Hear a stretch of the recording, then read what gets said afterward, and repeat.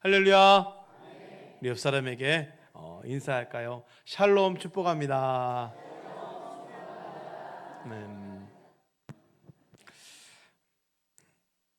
우리가 인생은요 수시로 점검을 해보자 그랬잖아요. 7, 8월은 그래서 아주 중요한 달입니다. 한 해의 반년이 지나고 시작되는 이 시점에 우리 신앙도 점검해보고 우리의 육체의 건강도 점검해보고 교회 학교도 이 7, 8월 달 또 수련을 앞두고 있기 때문에 수련을 통해서 우리 자녀들의 또 믿음과 신앙을 점검하는 귀한 시간이죠. 그래서 우리는 감사로 시작했고 또 기도로 한 주간을 또 보내면서 달려왔습니다. 올 한해 우리 성원교회는 하나님을 향하는 전심으로라는 비전을 가지고 달려가고 있죠. 하나님을 향해서 전심을 쏟기 위해서 열정의 기도, 말씀의 순종, 사랑의 전도, 성도의 교제, 이 네 가지의 기치에 함께하고 있어요. 오늘 나눌 말씀은 올 한해 우리 성원교회 주신 비전을 향해서 가고 있는 이 네 가지 기치 중에 열정의 기도에 관해서 우리가 주님의 몸된 교회로서 기도에 전심을 다하고 있는가, 또한 교회로서 어떤 기도가 그 중심이 되어야 하는지를 함께 나누고자 합니다. 기도는 우리로 하여금 하나님을 전심으로 향하게 하는 최고의 도구이자 또한 교회를 교회되게 하는 너무나도 중요한 도구입니다. 부활하신 예수님께서 승천하시기 직전에 제자들에게 당부하신 것이 있습니다. 위로부터 능력이 입혀질 때까지 이 성에 유하라. 이렇게 말씀하신 이유가 뭘까요? 저들에게 가장 필요한 것이 성령의 권능임을 예수님은 잘 알고 계셨기 때문입니다. 성령의 권능을 입지 않으면 저들은 아무것도 할 수 없는 자들입니다. 어디로 가야 될지, 무엇을 해야 될지 전혀 알 수 없는 거예요. 그 성령을 받아야 하기에 제자들은 그것을 떠나지 않고 함께 모였다는 거예요. 함께 모여서 뭘 했을까요? 기도입니다. 함께 모여서 기도했던 거예요. 이렇게 초대교회 시작은 기도로 시작됐다는 거지요. 교회는 기도로 시작됐습니다. 예수님 그들에게 성령을 받기 위해서 예루살렘에서 기다리라고 말씀하셨어요. 예수님의 지시대로 제자들은 행했죠. 사도행전 1장 14절 말씀 그들의 순종을 기록하고 있습니다. 여자들과 예수의 어머니 마리아와 예수의 아우들과 더불어 마음을 같이하여 오로지 기도에 힘쓰더라. 따라서 할까요? 오로지 기도에 힘쓰더라. 오로지 기도에 힘쓰더라. 어떻게 오로지 기도에 힘썼습니까? 마음을 같이 해서 모였다는 거예요. 누가 모였습니까? 정확하게 기록했죠. 여자들과 예수의 어머니와 예수의 아우들입니다. 그 외에 많은 제자들이 있었어요. 저들이 다 같이 한 곳에 모였습니다. 그리고 성령의 기름 부음을 기다리며 약 열흘간 그 다락방에서 오직 기도하고 있었어요. 마가 요한의 다락방이 시작된 초대교회는 기도로 시작했고 약속하신 성령을 받음으로 엄청난 부흥을 누리게 되었습니다. 사도들의 복음 전도를 통해서 하루에 3,000명씩 5,000명씩 이렇게 부흥된 역사가 있었죠. 교회 부흥이 축복인 이유가 뭘까요? 수가 많이 늘어나서 축복입니까? 감사입니까? 아니죠. 교회의 숫자의 부흥은, 교회의 성장이 감격인 것은 이 교회의 성장은 곧 주님이 기뻐하시는 구원의 역사이기 때문에 우리가 감격인 거예요. 숫자가 늘어나서 놀랍다가 아니에요. 하나님의 기뻐하시는 구원의 역사이기 때문에 그래서 감격인 것입니다. 그런데 주님이 기뻐하시는 이 구원의 역사를 거부하면서 싫어한 자가 있죠. 누굽니까? 사단 마귀입니다. 곧 교회 성장을 제일 싫어하는 마귀와 사탄이에요. 성경은 이 사단 마귀를 도둑이라고 표현했습니다. 도둑이 오는 것은 빼앗고 넘어지게 하고 망하게 하는 자로 오는 것 아니겠어요? 그래서 이 마귀에게 점령을 당하면 내게 주신 행복이 빼앗기는 거죠. 하나님이 내게 주신 그 축복의 행복을 빼앗기고 그로 인해서 가정도 교회도 분열하고 위기를 맞게 되는 거예요. 초대교회도 하나된 교회를 흔들고자 하는 교회의 위기가 찾아왔어요. 그 초대교회 부흥의 역사 가운데 마귀가 헤롯의 마음을 흔들었던 거예요. 오늘 보면 1절 말씀은 뭐라고 합니까? 그때 헤롯 왕이 손을 들어 교회 중에서 몇 사람을 해하려 하여 세례 요한을 죽인 앞장섰던 헤롯이 이제 예수님의 제자들마저 죽이겠다고 하는 거죠. 당시 초대교회 하루에 3,000명, 또 다음 날 5,000명 이렇게 회개하고 돌아올 때였어요. 엄청난 교회 부흥이 일어났죠. 근데 보세요, 이 초대교회를 흔들 때에 마귀의 공격이 언제 있어졌냐는 거죠. 교회가 한참 부흥하고 있을 때 마귀가 지금 역사하려고 했다는 거예요. 놀랍게도 마귀는 이 초대교회를 흔들기 위해서 교회 성도 전체를 흔들지 않았습니다. 교회 중 몇 사람입니다. 교회 중 몇 사람. 공동체를 흔들기 위해서 단 몇 사람이면 된다고 생각했어요. 그 몇 사람 흔들면 초대교회가 흔들릴 것으로 여겼기 때문에. 여러분의 가정도, 우리 교회도 마찬가지 아니겠어요? 사단 마귀는 가장 약한 사람, 그 몇 사람 흔드는 거예요. 저들로 하여금 전염되게 만들어서, 어지럽히게 만들어서, 교회 중 몇 사람을 죽여서 교회를 흔들기로 작정했던 마귀는 헤롯을 통해 먼저 야고보를 칼로 죽였습니다. 헤롯은 야고보를 잠수시키자 그 어리석은 백성들이 좋아하는 것을 보고, 아, 이거구나, 민심을 잡았다, 베드로도 죽이자 하면서 베드로를 지금 옥에 또 가둔 거예요.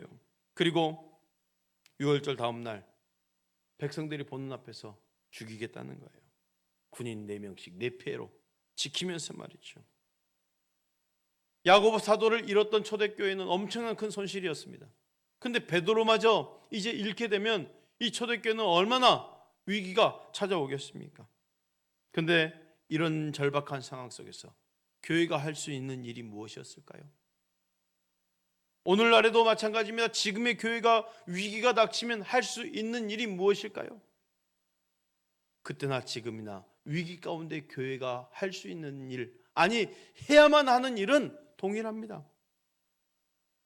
한참 코로나 위기가 있을 때 교회가 코로나 확산의 주범으로 몰리면서 사회적 기피 현상이 일어났어요. 불과 작년, 재작년 일이에요. 교회에서 감염이 일어나면 사회적으로 아주 큰 이슈를 만들어서 교회에 대한 증오심이 함께 작용한 거예요. 어느 식당 입구에 이런 편말을 적어놓은 사진도 봤습니다. 교회 관계 출입 통제합니다. 법적 조치하겠습니다. 교회 다니는 사람 건물 사용하지 말라는 거예요. 이건 조금 센 건데 그나마 좀 부드러운 표현도 있더라고요. 교회 다니는 사람 당분간 안 받습니다. 읍니다. 죄송합니다. 좀 부드러워요. 교회가 어쩌다 이렇게 됐을까요? 사실 지금의 상황을 만든 건 교회 책임이겠죠. 교회 위기 앞에서나 이 초대교회가 했던 일, 또 지금의 우리 성도들이 할 수 있는 일, 아니 해야만 하는 것, 바로 답이 정해져 있습니다. 사도행전 12장 5절 말씀이에요. 이에 베드로는 옥에 갇혔고 교회는 그를 위하여 간절히 하나님께 기도하더라. 따라 합시다. 교회는 간절히 하나님께 기도하더라. 교회가 할 수 있는 일이 무엇입니까? 기도하는 거예요. 어떻게 기도해요? 간절히 기도. 교회는 기도하는 거예요. 교회는 간절히 기도하는 거예요. 위기가 닥치면 교회가 할 일은, 아니 해야만 하는 일은, 아니 할 수 있는 그 오직 한 가지 일은 기도하는 겁니다. 위기가 오면 교회는 간절히 기도하더라. 교회가 해야 할 일은 간절한 기도예요. 곧 교회는 무엇을 위해 살아야 하는가를 분명하게 알려주는 대답입니다. 사도행전 12장 5절 말씀을 우리 함께 큰 소리 한번 읽어볼까? 시작. 이에 베드로는 옥에 갇혔고 교회는 그를 위하여 간절히 하나님께 기도하더라. 베드로는 옥에 갇혔고 교회는 간절히 기도하더라예요. 교회가 함께 모여 기도한 것입니다. 대강 기도한 게 아닙니다. 성도들이 기도의 다락방에 모여서 밤이 맞도록 간절히 기도했어요. 우리가 한 주간 특별 밤기도를 하면서 밤기도에 대한 내용, 또 합심하며 기도하는 내용, 감사의 기도의 위력, 그렇게 기도에 대해서, 용서의 기도에 대해서, 이 기도의 능력에 대해서 한 주간 나눴잖아요. 특별히 밤을 정복해야 될 이유도 말씀드렸어요. 세상에 그 어둠의 밤도 정복해야 되지만 우리 영적 밤도 정복하자고 그랬어요. 예수님은 밤이 맞도록 기도할 때가 있었다고 그랬잖아요. 언제 기도했습니까? 4,000명, 그 5,000명을 오병이어 역사가 일어났을 때 군중들이 왕으로 세우자라고 했을 때 그 흥분한 제자들을 빨리 재촉해서 배를 태우고 건너편으로 보내버리고 본인은 혼자 산에 가서 밤새도록 기도한 거예요. 왜요? 교만하지 않기 위해서 말이죠. 그렇게 충만할 때일수록 더 간절히 기도해야 되는 거지요. 또 제자를 세울 때도 밤이 맞도록 기도하면서 바로 다음날 제자를 세웠다고 했어요. 중요한 결정을 앞두고. 마찬가지죠.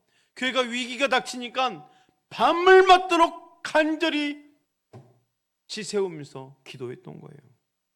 처절한 영적 싸움이었습니다.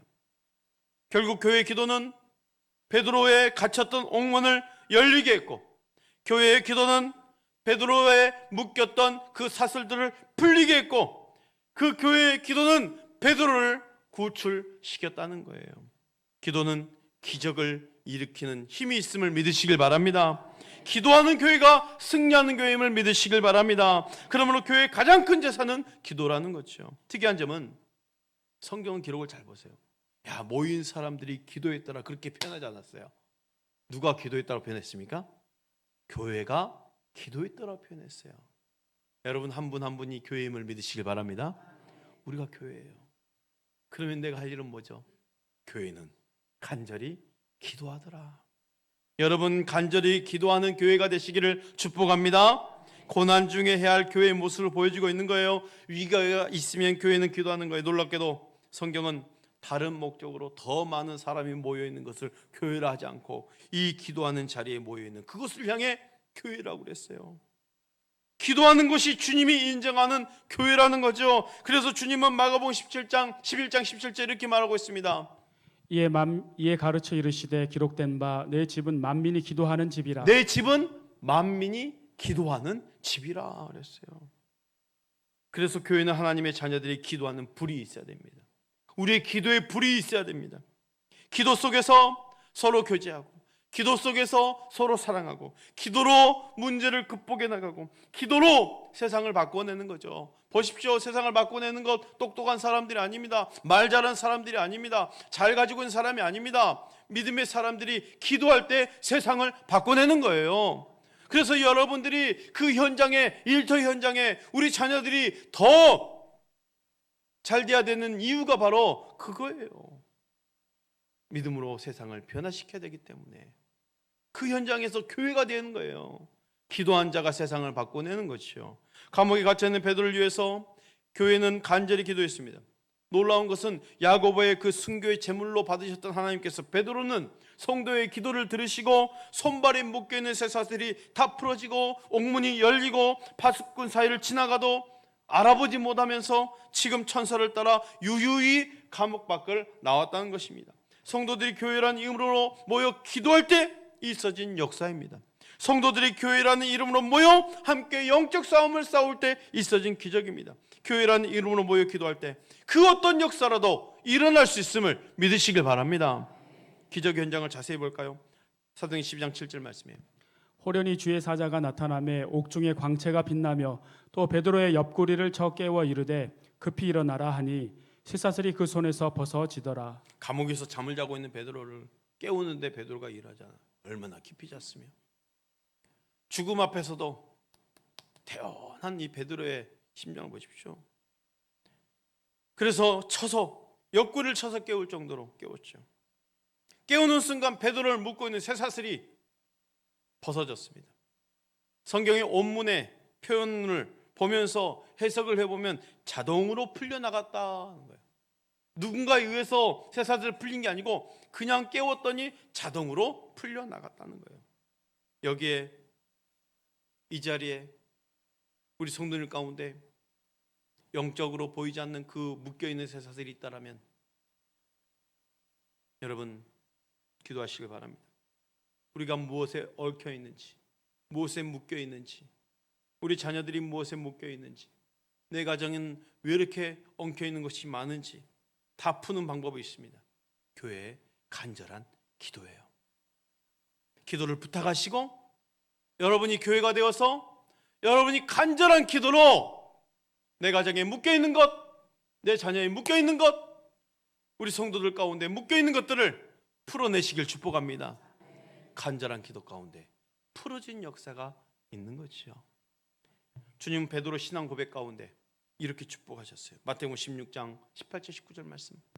또 내가 내게 이르노니 너는 베드로라. 내가 이 반석 위에 내 교회를 세우리니 음부의 권세가 이기지 못하리라.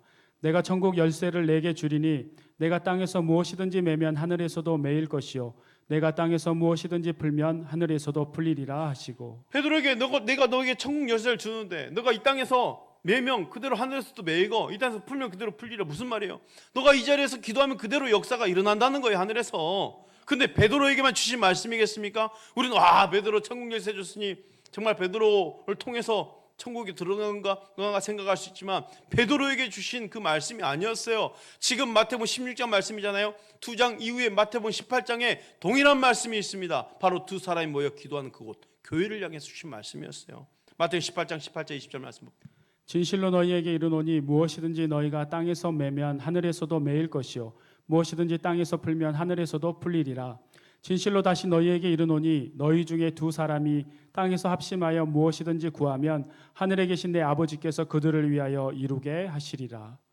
두세 사람이 내 이름으로 모인 곳에는 나도 그들 중에 있느니라. 두 사람만 모여서 합심해서 기도해도 하나님이 이루신다는 거예요. 왜 그럴까요? 교회이기 때문이에요. 두세 사람이 내 이름으로 모인 곳에 나도 그들 중에 함께 있느니라 그랬어요. 너희들이 묻고 푸는 그 역사가 그대로 이루어진다고 그랬어요. 교회에 주신 기도의 권세입니다. 우리가 교회라면 간절히 기도할 수 있는 그 권세가 있음을 믿으시길 바랍니다. 그래서 교회는 기도할 수 있는 권세가 있는 거예요.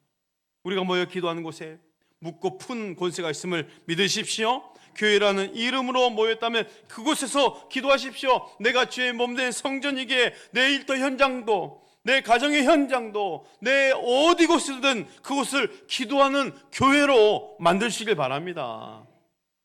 요셉 같은 사람처럼 말이죠. 내가 가는 곳에 나 때문에 복을 받을 수 있도록 말입니다. 저는 대전에서도 사역할 때 그 재래시장의 그 시장 공간에서 사업장에서 장사하는 분인데 어머니가 이제 세 가족으로 믿으신 분인데 그 아들이 또 그곳에 장사하는 분인데 사업장 한켠에 본인만의 그 밀실 공간을 만들어 놓고 아무도 출입 못하게 하고 설령 부모도 출입 못하게 하고 그곳에 불상을 갖다 놓고 예배하는 사람도 봤어요. 정말로. 그 엄마가 나중에 예수 믿고 이걸 좀 어떻게 처리하고 싶은데 아들이 절대로 열쇠 안 주는 거죠. 혼자만 들어가서 불공을 들이고 그런가 봐요. 여러분, 예수 믿지 않은 사람도 이렇게 열심인데 우린 너무 나태한 것 같지 않습니까? 내 일하는 일터, 내 가정에 이렇게 공간을 만들어 놓고 기도처를 만들어라는 말이 아닙니다. 우리는 그런 장소가 필요한 게 아니에요. 모여서 기도하면 그곳이 교회인 거예요. 아침에 일어날 때 하나님 이 하루를 맞이하게 하시니 감사합니다. 오늘도 성령 하나님 나를 인도해 주십시오. 일터에 들어가서 시작할 때 주님 나 때문에 내 사업장이 내 일터가 내 직장이 복을 받게 하옵소서. 나 때문에 내 기업이 하나님의 기업이 되게 하옵소서. 기도하는 거예요. 기도한 처소로 만드는 거죠. 하나님 내 가정에 은혜가 넘치게 하옵소서. 내 가정에 묶여있는 모든 어둠의 권세가 다 떠나게 하게 하시고 예수 이름으로 자유케 하옵소서. 내 가정을 기도의 처소로 만드는 거예요. 수시로. 무엇이 여러분에게 참 자유를 줄 수 있다고 생각하십니까? 세상의 것은요, 세상의 것은 가지면 가질수록 그 가지고 있는 것이 나를 더 묶어내는 거예요. 얽매이게 합니다. 그렇잖아요. 이거 놓치지 않으려고 더 얽매이는 거 아니겠어요? 그러나 진짜 참 자유는 세상의 것이 아닙니다. 예수 안에만 참 자유가 있음을 믿으시길 바랍니다. 감옥에서 나와 정신을 차린 베드로에게 있어서 느껴지는 게 있어요. 베드로가 감옥 문을 나올 때 보니까 생각해 보니까 교회가 생각나는 거죠. 분명히 나를 위해서 기도하고 있었을 텐데. 베드로는 교회가 간절히 기도하고 있는 그 처소를 찾아갑니다. 자신이 기적같이 살아있음을 알리기 위해서 문을 두드립니다. 그런데 성도들은 문을 두드리는 소리를 들을 수도 없이 왜 너무나도 부르짖어 기도하기 때문에 누가 밖에 왔는지도 모르는 거예요. 사랑하는 성도 여러분, 나는 누구이고 무엇을 하는 자야 할까요? 베드로는 옥에 갇혔고 교회는 간절히 하나님께 기도하더라 그랬어요. 이 말씀을 기억한다면 교회인 나는 간절히 기도한 자가 될 수 있어야 된다는 거지요. 교회라는 이름으로 모인 그곳에 여러분이 있기를 축복합니다. 교회가 모여 기도한 현장에 여러분이 있기를 축복합니다. 주님이 원하시는 자리에 여러분이 있기를 축복합니다. 그렇다면 교회는 무엇을 위해 기도할까요? 그 기도의 내용에 가장 중요한 것은 무엇이어야 하냐는 것이요. 교회가 기도했을 때 베드로에게 묶였던 쇠사슬이 풀리고 살아난 역사가 있어졌는데, 그러면 그때 교회가 기도할 때 베드로를 살려주세요, 베드로 사도를 살려주세요, 그렇게 베드로 사도를 살려달라고만 기도했을까요? 아닙니다. 베드로를 살려달라는 기도가 아니었어요. 저들의 기도는 베드로를 위해서 얼마나 간절히 기도했겠어요. 그런데 베드로를 위해서 기도하는데 저들의 기도의 내용은 베드로를 살려달라고만 기도한 게 아니었다는 거예요. 한번 볼까요? 사도행 12장 11절 12절 말씀이에요. 이에 베드로가 정신이 들어 이르되 내가 이제야 참으로 주께서 그의 천사를 보내어 나를 헤롯의 손과 유대 백성의 모든 기대에서 벗어나게 하신 줄 알겠노라 하여 깨닫고 마가라 하는 요한의 어머니 마리아의 집에 가니 여러 사람이 거기에 모여 기도하고 있더라. 감옥에서 자연스럽게 구출된 베드로가 곧장 자신을 위해 기도하고 있는 그 교회를 위해서 갑니다. 교인들이 모여있는 그 장소로 가는 거예요. 문을 두드리자 베드로를 발견한 그 어린 소녀가 곧장 문을 열어주는 것이 아니라 깜짝 놀랐어요. 그리고 다시 들어갑니다. 그리고 기도한 사람을 막 하면서 지금 베드로 사도가 문 앞에 왔다고. 그랬더니 사람들이 막 기도하다가 너가 미쳤다 그랬어요. 지금 베드로 감옥에 어떻게 나오냐. 근데 너무 확실하게 이야기하니까 그러면 베드로가 아니고 베드로와 함께한 천사인데 아마 베드로가 간밤에 사형을 당해서 천사가 소식을 알려주러 왔나 보다, 이렇게 오해할 정도였어요. 무슨 말이냐? 그 자리에서 베드로를 위해서 기도한 사람 어느 한 사람도 베드로가 살아나올 거라 생각했을까 안 했을까요? 생각 못한 거예요. 생각 못한 거예요. 그 철통 같은 감옥에서 살아나오리라 생각한 사람은 한 사람도 없었다는 거예요. 그러면 베드로를 위해서 기도한다고 그랬는데 무슨 기도를 했겠냐는 거죠. 베드로가 처음 투옥한 사건은 사도행전 4장에 나와요. 왜 투옥됐습니까? 사람들에게 예수의 복음을 부활을 전했다는 그 이후로 유대 지도자들에 의해서 투옥이 되고 다음날 풀려나면서 엄포를 하죠. 다시는 예수 이름으로 꺼내지 마라 하면서 그렇게 풀려주는 거예요. 그 풀려난 즉시 교인들에게 찾아갔고 그대로 설명했어요. 사도들과 교인들은 하나님께 영광 돌리면서 한 마음으로 기도하는 기도 내용이 있어요. 초대교회가 어떤 기도를 했는지 해답이 거기 나와요. 사도행전 4장 29절 30절 말씀.